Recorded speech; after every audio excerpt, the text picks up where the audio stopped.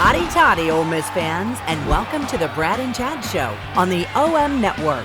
Brought to you by Blue Delta Jeans, made in the USA. This is the show by and for Ole Miss fans, where you'll get expert insight and analysis on Ole Miss athletics. And now, here are your hosts, former Rebels Chad Flowers and retired NFL star Bradley Sowell. Podcast time.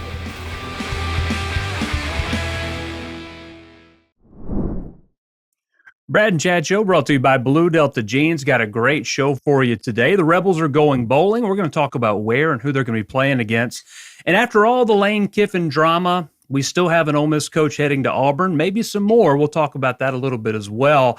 Transfer portal news, an update on the Rebels basketball teams. But first, Bradley Sowell, my partner in crime. How are we today, man? Good, man. How's it been, Chad? I'm excited about the show today. We got one of my former teammates, spent a lot of time with. Jerrell Powe coming in. I know Ole Miss Nation loves him. He's been around the program, been pretty boisterous on the program here the last. I think he and I are probably two of the main guys that are pretty loud about the program out there. So excited to have Poe in. He's always fun, always entertaining.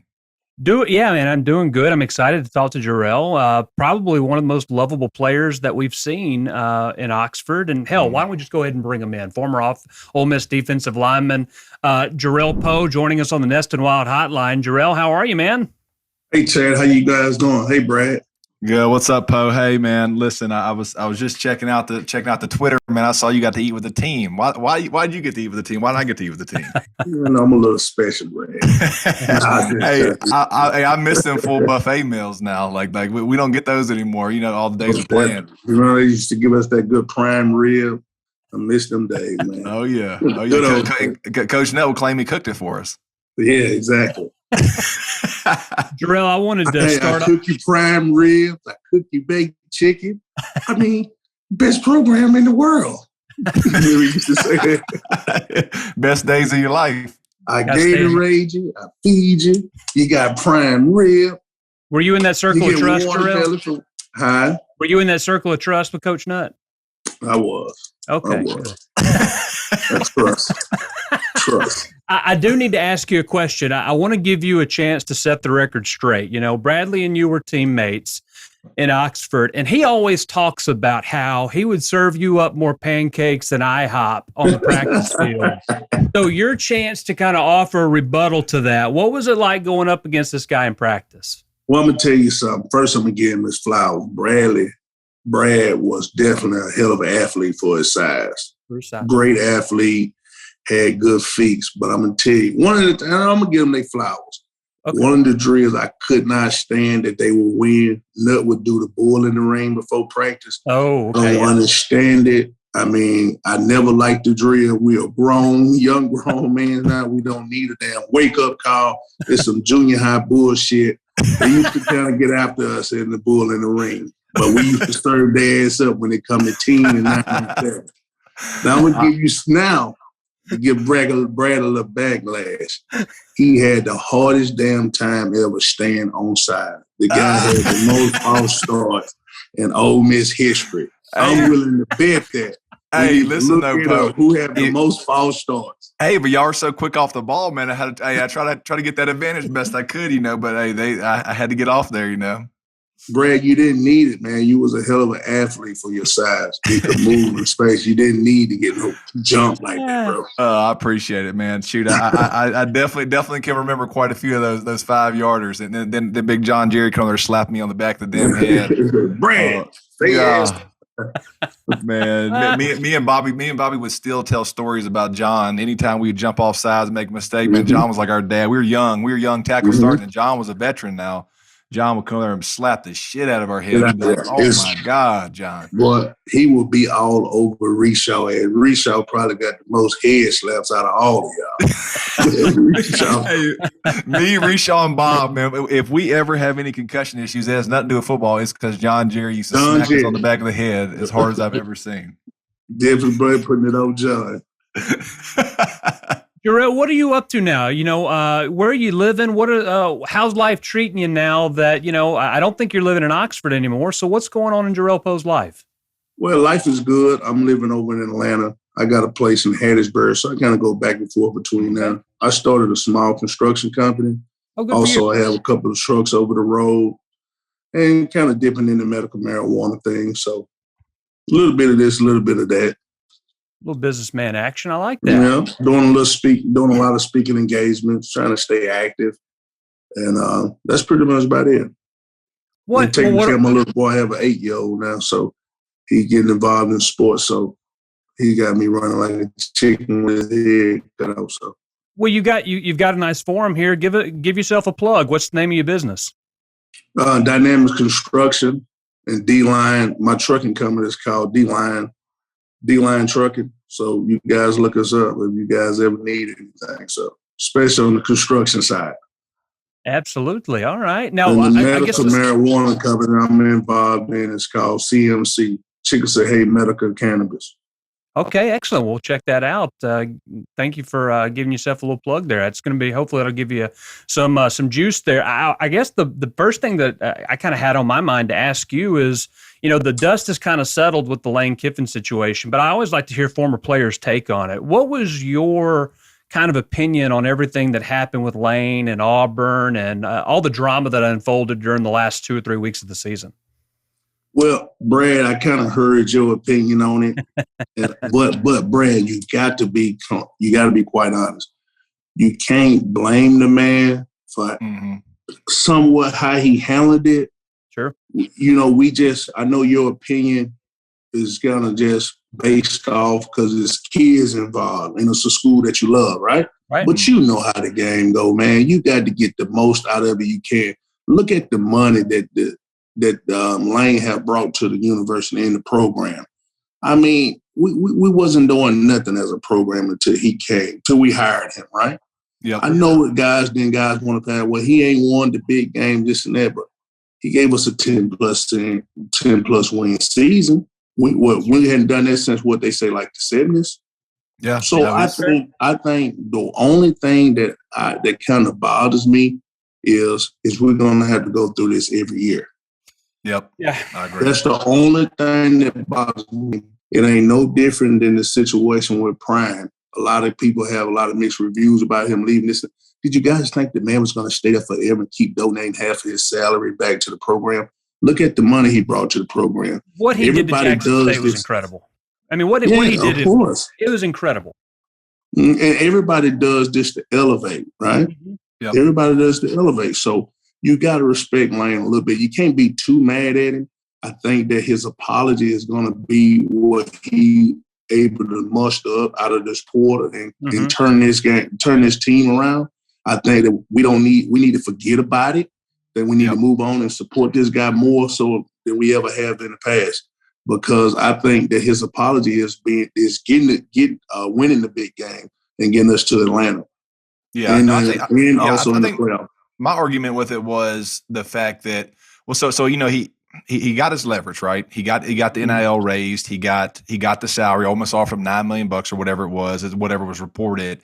My concern, I had two issues with it. One was, I wish he would have went ahead and he got it. He got that big raise he wanted, went ahead and done it so the distraction was out of the way, and it just kind of let the players be settled in it, and then and I think that would have spoke volumes. And my other argument was the fans that were acting like Lane. If we didn't have Lane Kiffin, we were going back into the cellar. Where I think Ole Miss is a little bit past that. You know what I mean? Like if Lane leaves, in my mind, Ole Miss is still a great job based off of they said, hey, if you can pay $9 million, now Ole Miss has never shown that they can pay $9 million, right? Ever. If you're showing you can pay $9 million now, then that opens up something a little different out. I mean, that makes it where our job is actually attractive now. So that was my only argument with it. I love Lane. I'm glad he stayed because what it does is it keeps that core intact. It keeps that because not a lot of people are going to the portal. We're gonna have Quinshawn back. You got your quarterback. You got your 2 tackles. You got defense. So that was my only complaint was the way it was handled. I wish you'd have done a little earlier. But like you and I know how in the business side of it, as a player, put yourself in Lane's shoes. You're milking the bag. I mean, you know how it is, Poe. You got to milk the bag. You got to get it when you can get it. So I can see it from both ways. I can see it from both ways. And one of the things I would say is that, first of all, let me ask you guys this. Is it true that we were supposed to pursue Prime if Lane was to leave? I haven't heard that. I don't think so, but I would have been all for it. And I was one of the ones that said, hey, go Prime and get some high-dollar coordinators with them. and let him be the face. Let them coordinators kind of like Coach O did with Joe Brady, right? Mm-hmm. Like Coach, you know Coach O. Coach O he's just a marketing dude. He's just a hype man.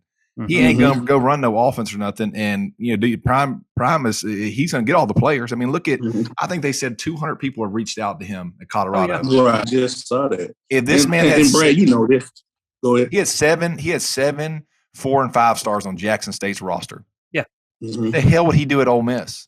Right, exactly. It would have been even more crazy if we'd got Prime. I'm glad. I love Lane. I'm glad he stayed.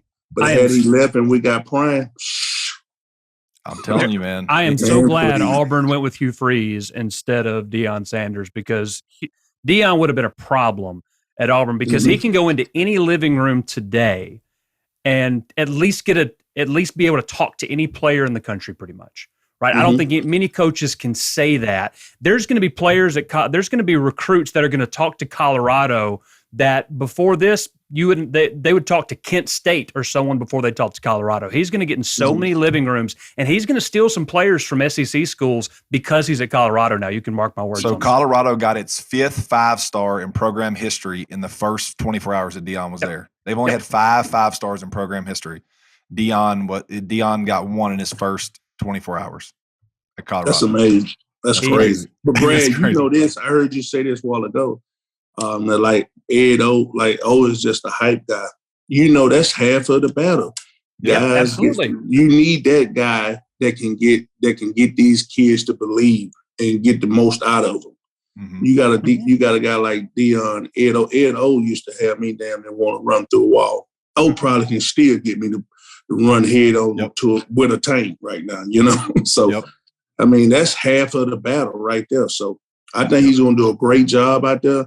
It's going to be, I think, you know, of course, the first year is going to be a challenging year. It's going to be fun to watch him in year 2 and 3. Yeah. See what he's able to muster up. What I think people need to realize about Prime is so there's always a lot of videos of his team meetings and stuff, and people there's 2 sides of the argument. People judge it, people say stuff, but in that world, if you've never been in a locker room, the way he is communicating with his teams the way that it should be. Yeah. He's being real. He's being real, and he's seeing eye to eye. Guys don't want to see the get up there, the salesman, whatever. If you got a guy sitting in the chair talking real shit, that's what guys want. Like that's why Bruce Arians was so good when I played for him. Like Bruce was that guy was sitting up there, and he was just like Deion. He was sitting there telling you straight up, like he would call you out in front of the meetings. Like, he would always say it ain't never personal. Your football is different from how I feel about you as a guy. Right? Like football is never personal. I'm gonna tell you about your football, and I'll be a nice guy to you off the way. But Deion, the way he is in these meetings are great. I mean, he is seeing eye to eye with these guys. I saw a lot of people giving him flack for how he talked to that team meeting. I think it was yesterday or maybe 2 days ago. Saying 2 days ago, yeah, you got to hit the portal. But my thinking was, he didn't come here to coach those players specifically. He came to make the University of Colorado better. Let's be frank, Colorado has sucked the last few years. Those players were not getting it done as it is. So if they've got to go to the portal to play, go do it, because you're probably not going to be playing for Deion, considering the types of players he's going to bring in. And you can not coaching, but in football, I think this is the sport that matters most. You have to have talent, because it is such a physical game. Coaching does matter in every sport, but you have to have bodies that can actually get the job done. And he's going to do that at Colorado. And that's a weak conference with USC and UCLA leaving. He's going to make noise in the Pac-12. Absolutely, 100%.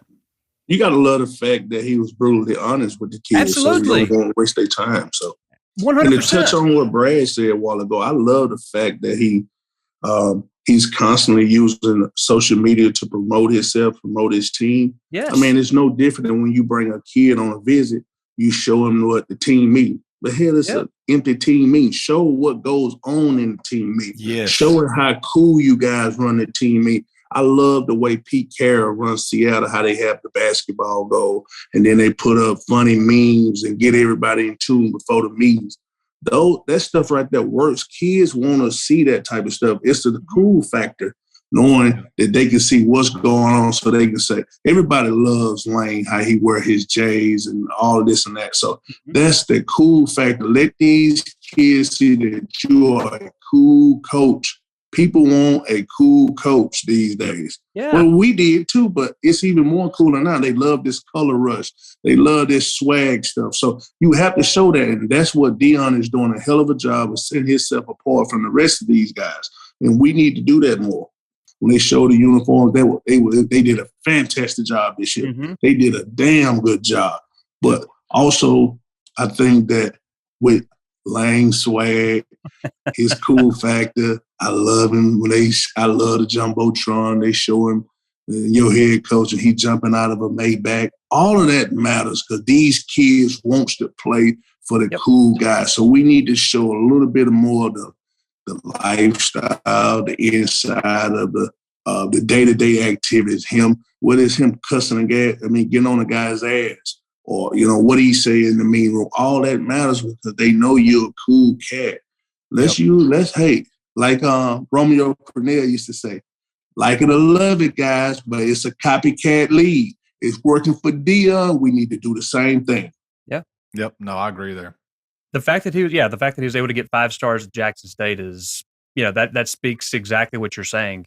That stuff sells because that's how kids communicate now, right? They're on Snapchat, they're on Twitter, they're on TikTok. Mm-hmm. So being able to embrace those social medias, I think that is the best way to relate to kids and they make you want to play with them. And of course, who can give you the most money since that's a much bigger dynamic now, at least in the public light than it has been in the past. Oh, how much you getting in NIL? How much is Jerrell Powe getting in NIL? Man, I hate we missed that boat. These days, everybody always asks me that. It would be interesting to find out. It would have been nice, better than that $700 scholarship check for sure. No bull crap. These kids, I was at such awe to hear Quinshawn Judkins is gonna make $500,000 next year. Ooh.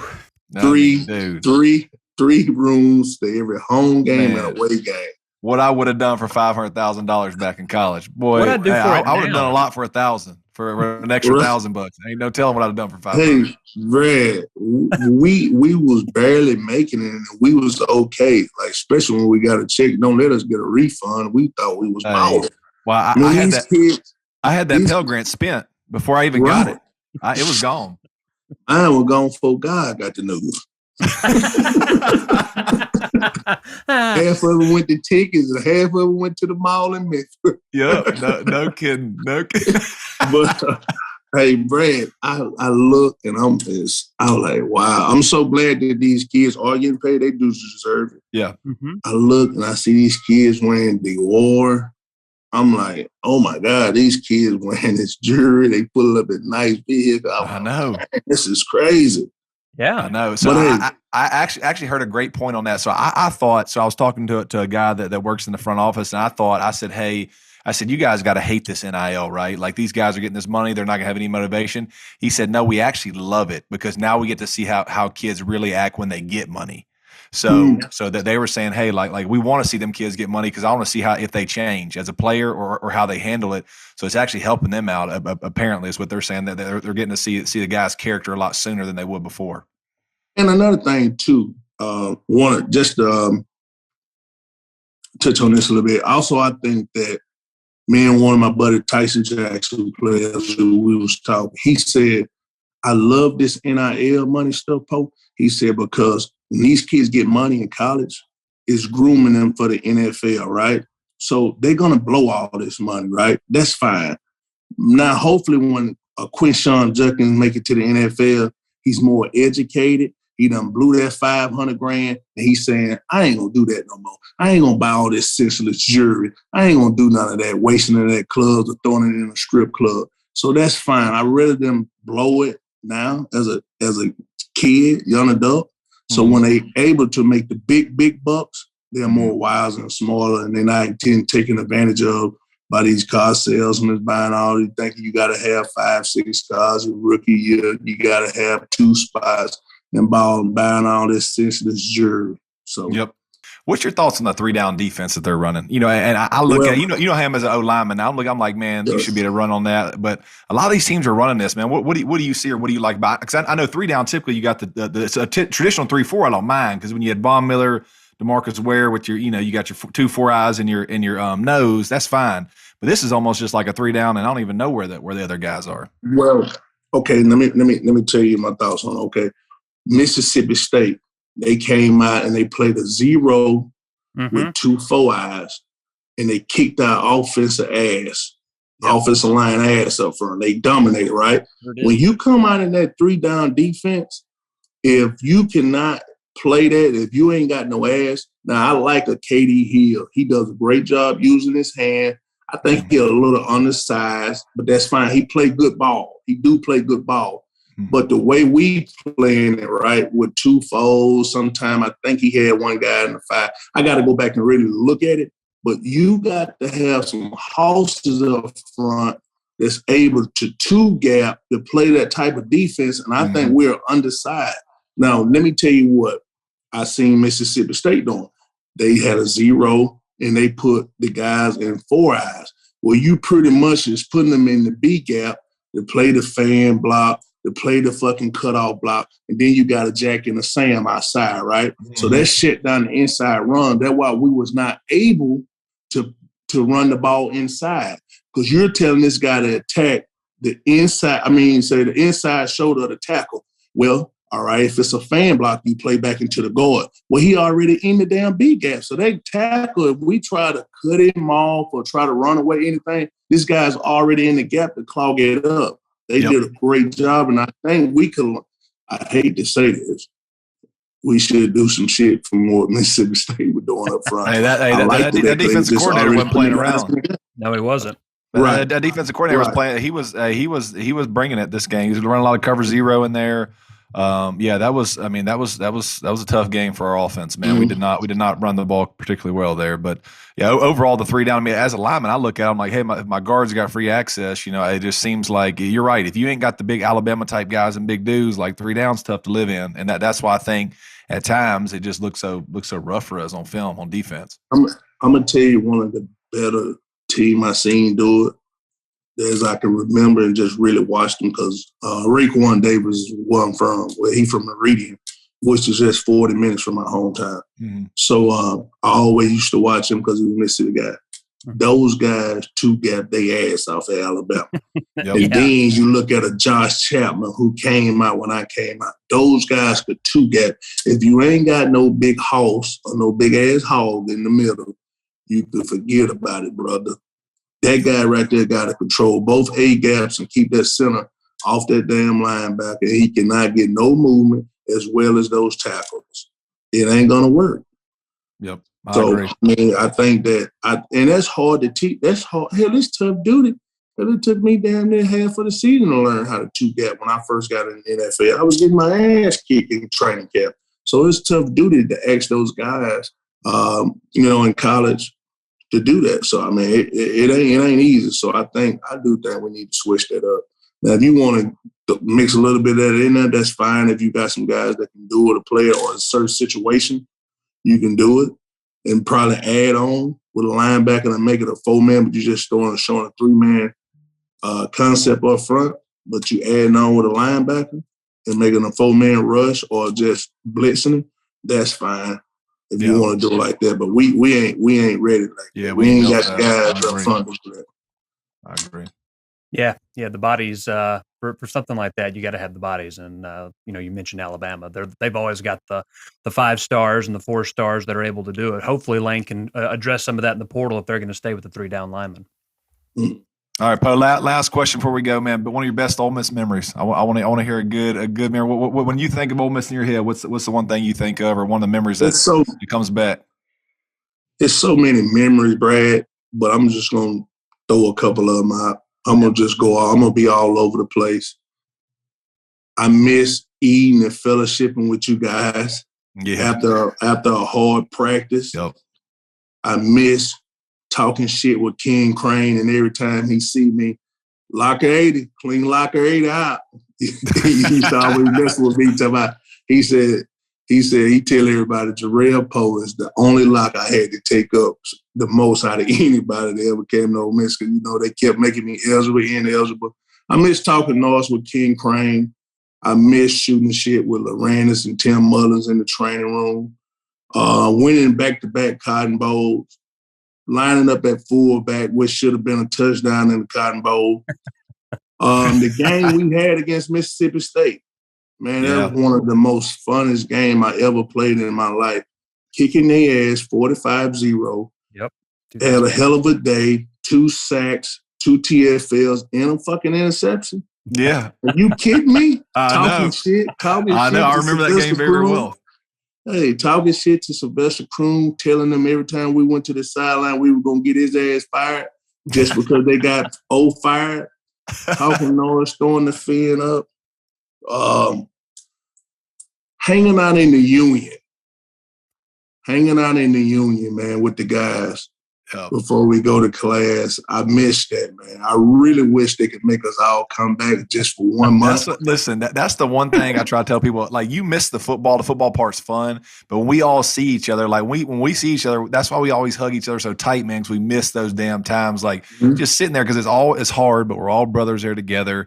And you just share so much jokes and fun. Then when it's gone, it's like, man, you miss these people. Then when you see them out in public, it's like, man, let's just go sit down and have lunch. Like, you really want to just go sit and talk some shit like we used to, but it's gone. We're just grown. We're grown and we're past time now.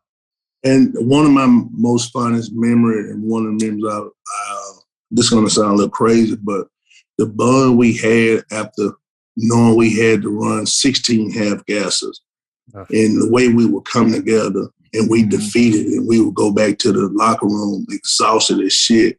And just kind of hang out. I miss that. That's one of my most fun memories. Or after a 5:30 workout, knowing nothing them would drop our ass, and just coming together and just bonding afterwards, knowing that we was able to get through it. Yep. I miss those memories. In the locker room, tired as hell, having to break up an occasional Greg Hardy fight, depending on who you're going to fight that. Or John Jerry. Or John or Greg. They never fought each other, I don't think, but them two were beating somebody's ass in the locker room at some point at all times. Well, Brad, you know what they say. One beast don't never want to see another beast. They never fight one another. I know not too many people want to fight John. That is a fact. Let me hear some of yours, Brad. Let me hear a little bit more of yours before I go. Man, I think I always said one of my favorite Ole Miss memories. My favorite football memory in all is the Cotton Bowl, not the Cotton Bowl, but the Egg Bowl that you were just referring to, because our defense played so well. I was a young guy. I called a touchdown. You don't even remember I called a touchdown in that game. Yes, I do. Yes, I do. that for me, and I went back to being a Mississippi kid. Like, I was raised, super humble. That's all we did was Ole Miss growing up. Like, we can go on vacation. I've told this on the previous podcast. So to catch a touchdown in a game like that, being a small town Mississippi kid, like, I know what that meant to me. I think the Cotton Bowls, and like you said, man, I think this just us hanging out together. Me and Bobby are still real good friends. I FaceTime all the time, but hell, me and Bob, we stare at each other. He's a tackle right across the way. I mean, dude, I paid Bobby's phone bill before. You know what I mean? Like we're just like brothers. None of us had crap, but I feel like we had some of the best times of our life. No stress. We just, we were just all making it and grinding together. And that's always my favorite memories, are just hanging out, tired as hell in the locker room. Like, all right, let's go attack these 110s. Let's go attack practice. Like you go out there and it's hard as hell, but you get through it together. And that feeling when you're done, just sitting there drinking a Gatorade shake, a Gatorade, you ain't getting out of the locker for an hour. Like, you're just sweating and stinky as shit. You're going to stay around for a whole hour. But you just hanging with the boys, right? And that's what you had. And that's, win, lose, or draw, you loved each other. And that's the thing that you miss the most about football in general. Okay, real quick, guys. Yep. Let me ask you guys a couple questions. How many guys do you guys were away from being that team that we needed to be to get to Atlanta or make it the playoff? How many guys you think that we're away based off the team you just seen last year? I think we need some wide receivers. I think we definitely need we need that one guy, like that burner. You know what I mean? Like, we get, like, Malik's great, Mingo's great, but we need that Elijah Moore guy, like that a guy that just straight up is out there. Just when you need that big catch, he's out there getting open. You need a burner. That's why I wish we had that kid from Kentucky, that Barian Brown kid.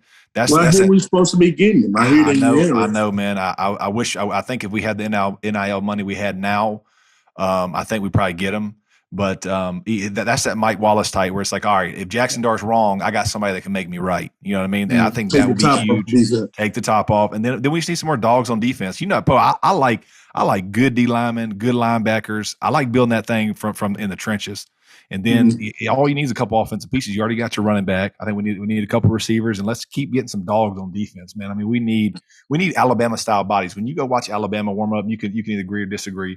When you watch Alabama, Auburn, LSU warm up, their D lines look like NFL. Like when I was watching Alabama warm up, I was like, that's like the Houston Texans. If you put an NFL uniform on those guys, they look like they're playing on Sunday. That's what we need. We need more of that. We have some guys, but we need more of that. And I think with this NIL stuff, we can get that. What about you, Chad? Yeah, I'm kind of in the same boat. I think you have to win the trenches, right? Because with the running scheme that we have, I honestly feel like you can almost put any running back in the backfield if you've got an offensive line that can block. With the scheme that Lane's able to draw up, we have to have bodies that are able to move defensive linemen, and on the vice versa, we got to be able to blow up the offensive line, right? The secondary's been good enough. The running back, the quarterback is there, but we have to continue getting depth on both the offensive and defensive lines because that's how it's won. That's how Alabama has been able to do it for so long because they've got All-American linebackers, nose tackles, defensive ends. Yeah, they've got good skill players in secondary, but it's because they're able to dominate on the line. That's how they became Alabama. Yeah, Georgia's the same way this week, Pud. I know you watched that Georgia LSU game, bro. Georgia's O-lines and number 88 for Georgia, bro. Animal. Animal.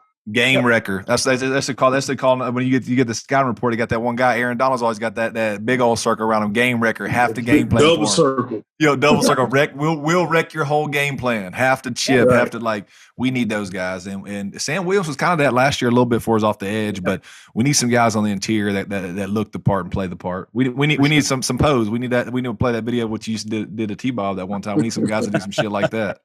Yep. Yeah, I agree. I agree with you guys. We need that, I think, and not to take nothing from Mingo or the other wide receiver, Malik. So listen, those guys did a great job, but we need that one badass. You had that in Elijah Moore. You had that when you had AJ and Metcalf. Yep. Then you had my man with the Patriots now. I forget his guy. We always had that one guy, and then we always had a good core. We need that one guy on defense. Hopefully the kid that's coming from Riley, he's a hell of a player. Hopefully he can come be that dog on defense, surrounded by a good core. I think we need that one Molly Hog up front, like you said, and I think we're going to be a hell of a team. But before we wrap this thing up, Brad, that you called me and you asked me what I get on your show. And I didn't hesitate, right? So I'm going to start putting a lot of you guys on blast. I got a Michael Orr. I got a Mike Wallace. I got a Dexter McCluster. I got a Jeremy Pornell. I need a Brad Sauer. I need a Bobby Massey. I got a John Jerry on the way, okay? And you're going to get a Jerrell Powe, okay? So I need a signed jersey from both of you guys. There you go. Hold on, let me see. Get some transactions made here on the Brad and Chad show. Hold on, Pod. Let me pull them out. You tell me which one you want. Sorry, we got Bears. We got Chicago Bears. We got Seahawks. Chicago. Ooh, that's a clean one right there. You let me know which one you want. It was right in my cabinet behind me. I tell you what, I got a Nico Thorpe. Was you up there when he was in Seattle? Dude, Nico was cool as shit. I love Nico. That way you started easy. Yeah, well, he had the crazy hair, but Nico makes some plays on special teams now. Yes, sir. Hell of a special team player. So I got a Seahawks jersey. I got that. I got a Eugene Sims. I got a Ram. I got an Aaron Donald coming because he promised him and Eugene best friends. So I got an Aaron Donald. So I'm gonna go with that white Chicago Bears. Yeah, that's a good. Gotcha. I'm sending. Hey, text me your address. I'll mail it to you tomorrow. You text me yours, and I get you one in the mail when I go back to Mississippi. I appreciate it, dude. I'll send that one to you tomorrow, man. Appreciate it, guys. I appreciate you guys having me on, man. Anytime, absolutely. Or if you guys know any guys you guys want to get on, just let me know. Thank you, Jerrell. Appreciate it, Poe, man. Hotty toddy, buddy. Hotty toddy. Hey, hotty toddy, boss. That's Jerrell Powe on the Nest and Wild hotline. Remember, Nest and Wild, created by a Southern craftsman, powered by decades of experience and passion for improving your quality of sleep, backed by a 99-night guarantee. They'll help you sleep easy. Made locally in Tupelo, Mississippi. Find them on Amazon.com or nestandwild.com. Man, that was a cool interview, dude. It's always fun just to listen to you guys talk about old war stories. And Poe just seems like he's such a cool dude. Dude, Poe. If I was ever in a position of power at Ole Miss, Jerrell Poe would work in my department somewhere. Now, I don't know if he'd be interested in it, but man, Jerrell Poe is the realest dude. He's had a lot. He's been through a lot in his life. Yeah, everybody knows his story. But the dude always has a smile on his face. He always has a way of making the room, brighter, and a guy like that, man, I just can't think of a recruiter or a mom that wouldn't love Jerrell Poe. You know what I mean? Like feel the if I'm on passion. staff, I'm begging him. I'm like, all right, Poe, I'm creating a position that's called the in-home visit with Jerrell Poe. Yep. Visit at Ole Miss, and he's going on salary, and he is coming to me with all my damn visits. So yeah, great dude, great, even better player. But yeah, like he said, there's just so many memories, like just sitting around the locker room talking crap, and that was, we had a group at Ole Miss, man. We that little run we were on 08, 09, we had a group of very good players that were very close. Me and Bobby so happened to be the young guys, and they used to kick our ass. I mean, they're just a point blank. Neither one of us could make any mistakes, and I made a lot of mistakes. So. They were on our ass. So we'll have to have him back on, man. That was really good. Some other things that have happened with the football program. We found out who our bowl opponent is. Surprise, surprise. We're playing Texas Tech again. It feels like we play them once every 3 or 4 years. We're going to play them down in Houston. That's where your wife is from. You planning on going down there? I'm gonna go to the game, and I've seen the opinion on hey, people mad about a bowl game. I don't think that's the approach we should take. No. As fans, listen, the most important thing about a bowl game has nothing to do with the opponent or the game. That's just what you do at the end. But you should be extremely happy that our team is getting an extra month of practice, right? Yep. That's what bowl practice is all about. Do you want a great bowl? Honestly, I'm gonna be completely transparent with you. If it ain't the national championship, all of them suck. Right. Sugar Bowl included. Sugar Bowl is no better than the whatever Texas Bowl. You get an extra month of practice. So if you're not playing for the national championship, you're not playing for shit anyways.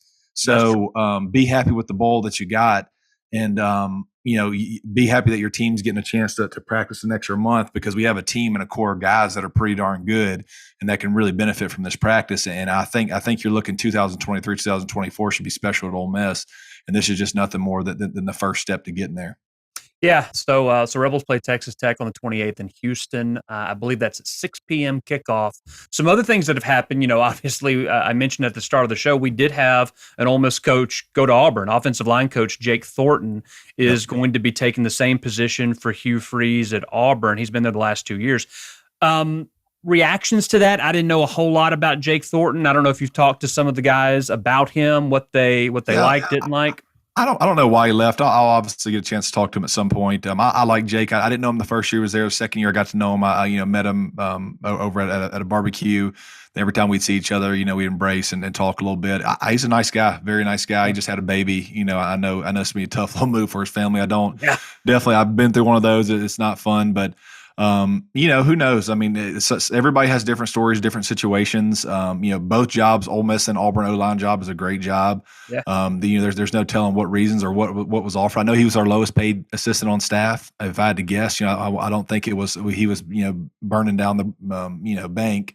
So my guess is Auburn probably offered him something, decently more, and maybe he took it and thought that it was a new fresh start with Freeze and his staff. And that's, you can't fault the guy for that. He has no commitment or connection to Ole Miss. So, he's just trying to make his way up in the coaching ranks. Derek Nix has also been rumored to be talking about a position. Nothing has come forward on that, but he's a good recruiter. But if Hugh's offering him a assistant head coach or something like that, then it'd be hard for him to stay in Oxford. I think he ends up staying though. I mean, he's been here so long, man. He's got to start thinking about his retirement type stuff. Like in Mississippi, you're a state employee for so long. It gets to be where you retire with a really nice figure, and he's to the point now where he should probably. I mean, he should try to stay best he can, because he's in line. Coach Nix, I mean, he was there when I was there. Yeah, he's been there forever. So he's in line for his retirement's got to be getting great. He does a great job in Mississippi. They love him. Coach Nix he's a great dude. So, I mean, I don't know. Maybe he would go for a crazy salary, but my thought is at this point, he's been in Mississippi long enough to where he should be thinking, hey, what's my retirement going to look like? I did see Neil McCready, who does Rebel Grove. He floated a name as a possible replacement. He's seeing John Garrison, who is currently at NC State.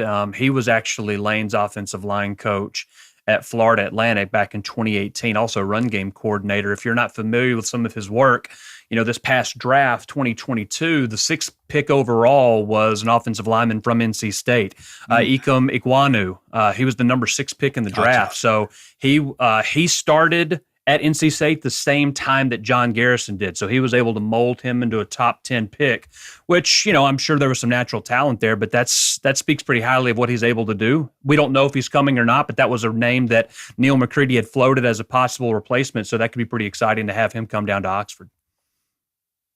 So yeah, we'll see that. Few other things. I have to look into him. I don't know a whole lot about him. These O-line coaches, there's so many in college, it's hard to keep up with them. Yep. Okay, well, I think that's pretty much it. I do want to talk quickly, the basketball teams. But men's basketball team had a tough loss against Memphis.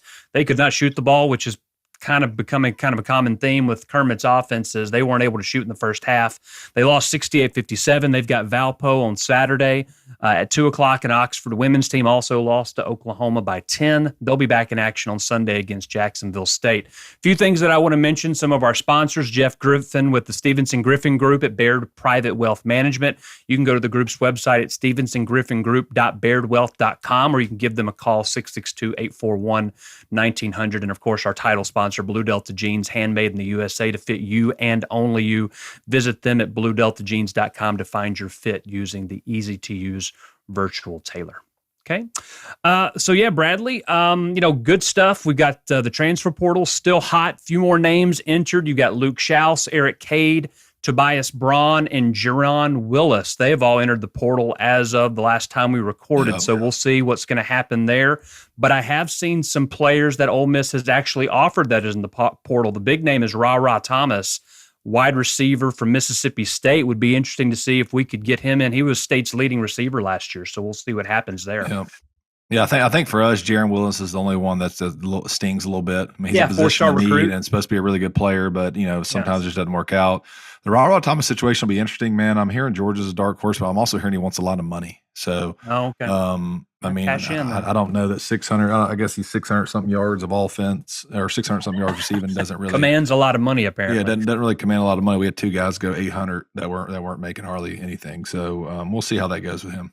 Yeah, they've also offered some 2 edge rushers, one from Arizona, all-MAC guy from Western Michigan, cornerback from Wake Forest, and a tight end from Maryland. Obviously, if those end up signing, we'll have some more information. Maybe Bradley can do some comparisons, what he sees in some of the tape from some of those players. But those are just some of the offers that are out there, and those are going to keep pouring in. I've seen over 1,000 players have joined the portal since it opened up yesterday. So it's a wild time, and it's going to be open until January. So there's going to be a lot of turnover, a lot of rumors.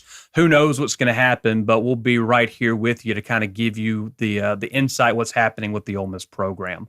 Bradley, last thing that I have, unless you've got something, Quinshon Judkins, more accolades coming in, AP All-SEC, as well as AP SEC Newcomer of the Year. Hey, anytime you beat out Harold Perkins for something from LSU, you're doing something well. So Quinshon Judkins got that award. All-SEC first team, and then Nick Broker was second team All-SEC. So great job by them. I'm sure more accolades are going to become from Quinshon as he continues his career in Oxford for sure. Yep, awesome year. Glad we got him signed. I guess Poe must have heard the figure was around $500,000. So I hope Quinshon don't blow it all at the beginning. But like Poe was saying, maybe he'll learn if he does. But yeah, that's just awesome, man. I mean, he's. That gives you some good motivation as a young player coming in. Like, hey, you come in and ball out, you're the SEC's best rusher, then you get rewarded for it. So, good for Quinshon. Absolutely, and so we'll just we'll keep you up to date with everything. We'll keep going with our weekly shows. We'll see you right back here next week. Thank you again to Jerrell Powe joining us, as well as our sponsors. Bradley, hotty toddy, my man. We'll talk to you next week. See you, Chad. Hotty toddy. Thanks for listening to the Brad and Chad Show. Follow the boys on social media for more content. And don't forget to like and subscribe wherever you listen to podcasts. This has been an OM Network production, brought to you by Blue Delta Jeans, made in the USA.